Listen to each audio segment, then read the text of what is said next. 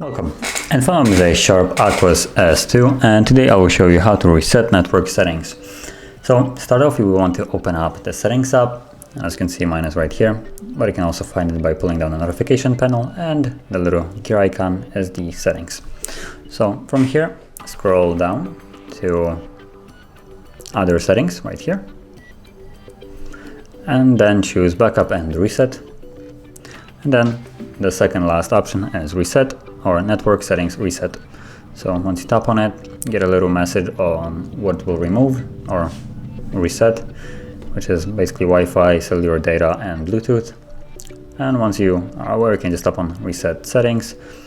If you have some kind of protection on your device, like I have pattern, you will need to put it in to continue. Then tap once more reset settings, and you get a message, network settings have been reset, and the process is basically finished. So now I should be disconnected from the network that I was connected to. Yeah, so I'm not connected to anything, as you can see, so it worked. So that is basically how you reset network settings, and if you found this video helpful, don't forget to hit like, subscribe, and thanks for watching.